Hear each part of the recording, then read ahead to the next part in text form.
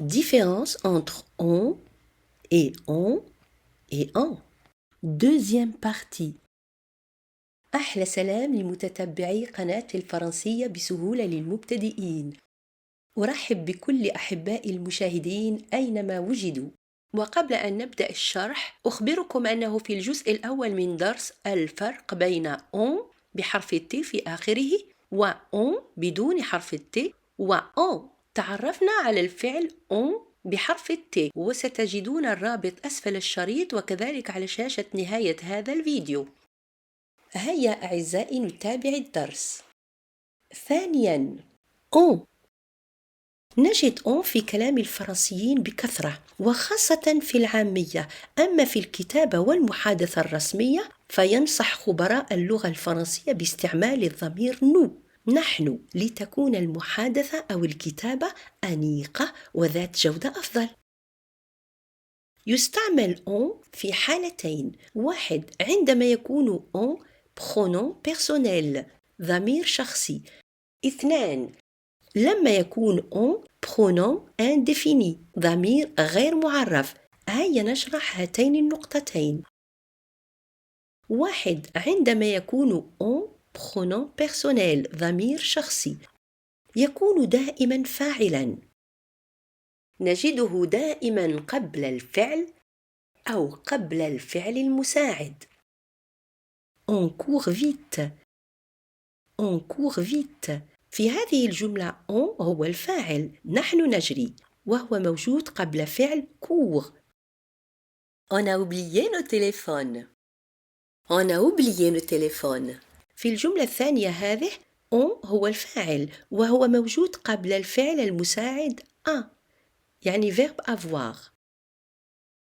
ولما يلعب on دور pronom personnel ضمير شخصي يكون مثل أي ضمير شخصي آخر: je, tu, il, nous, vous وما إلى غير ذلك. وفي هذه الحالة نصرف الفعل مثل ما نصرفه مع ضمير الغائب il هو، لكن معناه يكون كأننا نتكلم بالضمير nous نحن.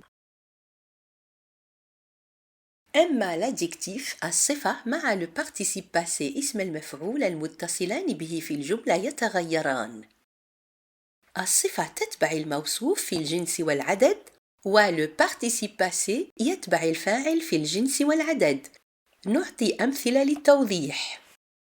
أولاً الصفة on est fatigué. On est fatigué. نلاحظ أن الفعل مصرف مع ضمير الغائب il هو، بما أن on في هذه الحالة يلعب دور pronom personnel فمعناه مثل معنى nous. هيا نبدل on ب nous. Nous sommes fatigués. نلاحظ أن الصفة fatigué تبعت الموصوف nous نحن، لذا وضعناها في صيغة الجمع، والذي يشير إلى ذلك هو حرف الS الذي وضع في آخر الصفة fatigué. ومن هذه الجملة نفهم أن المتكلم جمع مذكر لأن fatigué انتهى ب es وهو علامة الجمع المذكر. لو كان المتكلم جمعا ومؤنثا لقلنا on est fatigué. هنا أيضا نرى أن الصفة fatigué تبعت الموصوف on الذي له قيمة ومعنى الضمير nous نحن، ونفهم بأن المتكلم جمع ومؤنث لأننا كتبنا الصفة fatigué ب es. ثانيا le participe passé اسم المفعول. تجدر الإشارة إلى أن le participe passé يشكل انطلاقا من فعل، وكل فعل له اسم مفعوله. On est arrivé à la piscine. On est arrivé à la piscine. وصلنا إلى المسبح. في هذه الجملة نفهم بأن المتكلم جمع ومؤنث لأننا وضعنا في نهاية le participe passé، يعني في نهاية اسم المفعول arrivé es وهو علامة الجمع المؤنث. اثنان عندما يكون on pronom indéfini ضمير غير معرف. يكون on un pronom indéfini عندما لا نعرف الفاعل ربما هو شخص واحد أو عدد غير معرف من الأشخاص، أي مجموعة أشخاص مجهولين. يكون دائما فاعلا، نجده دائما قبل الفعل أو قبل الفعل المساعد. On raconte beaucoup de choses. On raconte beaucoup de choses. أشياء كثيرة تقال. لا نعرف من يقول الأشياء، وبالتالي هو فاعل مجهول. On في هذه الجملة هو الفاعل، وجاء قبل الفعل raconte. On a frappé à la porte. On a frappé à la porte. جاء on في هذه الجملة قبل الفعل المساعد a، وهو فعل avoir. في هذه الحالة أيضا نصرف الفعل مثل ما نصرفه مع الضمير الغائب il، هو. يعني هو مشابه لتصريف الفعل مع الضمير il. نأخذ المثال السابق. On a frappé à la porte. Il a frappé à la porte. لاحظ التشابه بين الفعلين في الجملتين. الفعل هنا مصرف مع الضمير il، هو، ويمكن استبدال on ب il ويبقى معنى الجملة صحيحا. Il a frappé à la porte. نستطيع أيضا استبدال on ب l'homme، الرجل أو الشخص أو المرء، ويبقى معنى الجملة كذلك صحيحا. On a frappé à la porte. L'homme a frappé à la porte. والادجكتيف الصفة مع le participe passé اسم المفعول اللذان يرافقان في الجملة on le pronom indéfini لا يتغيران، ويأخذان دائما صيغة ضمير الغائب المفرد il، ليس كالحالة التي رأيناها والتي يكون فيها on pronom personnel.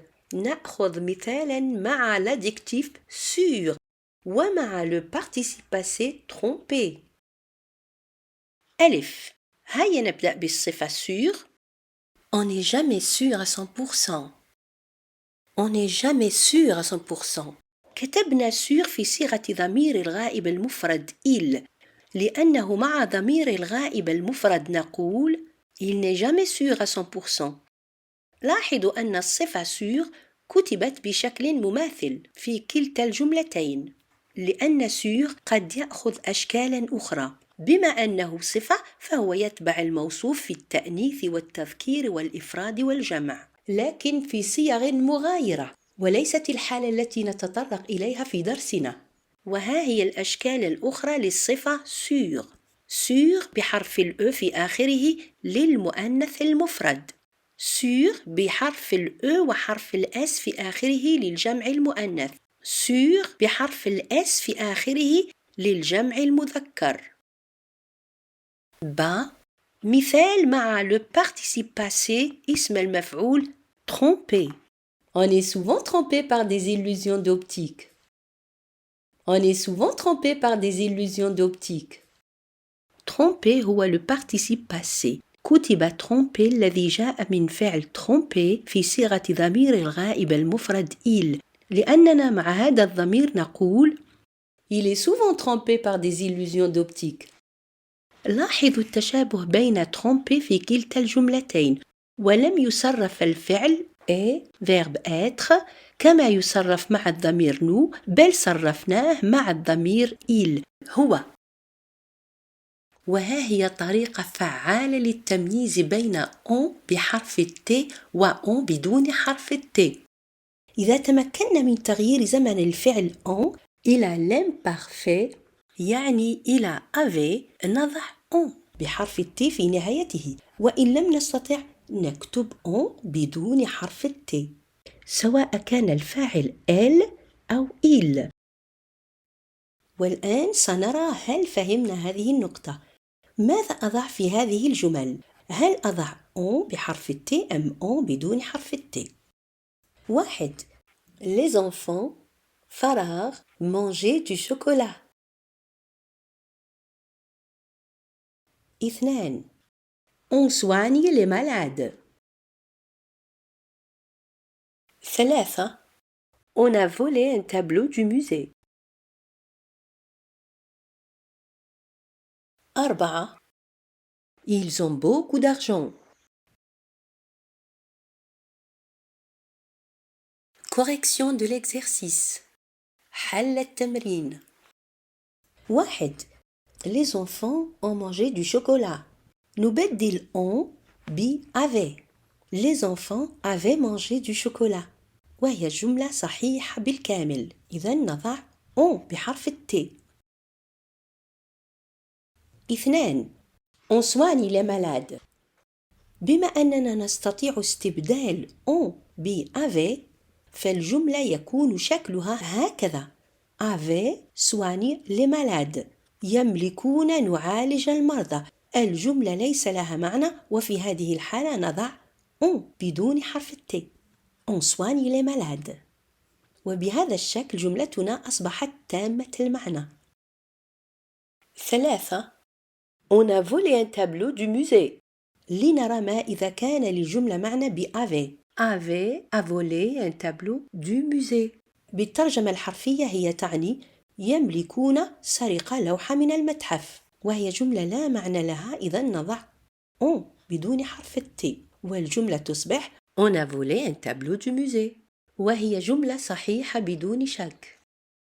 4. وفي هذه الجملة ما رأيكم؟ هل نضع on بحرف الت أم on بدون حرف الت؟ يمكن استبدال on ب avait. Ils avaient beaucoup d'argent.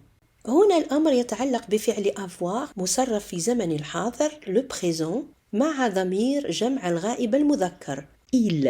الجملة لها معنى فنضع on بحرف الت. Ils ont beaucoup d'argent. سيتبع الدرس في الحلقة المقبلة بحول الله، حيث سنرى الأداة on.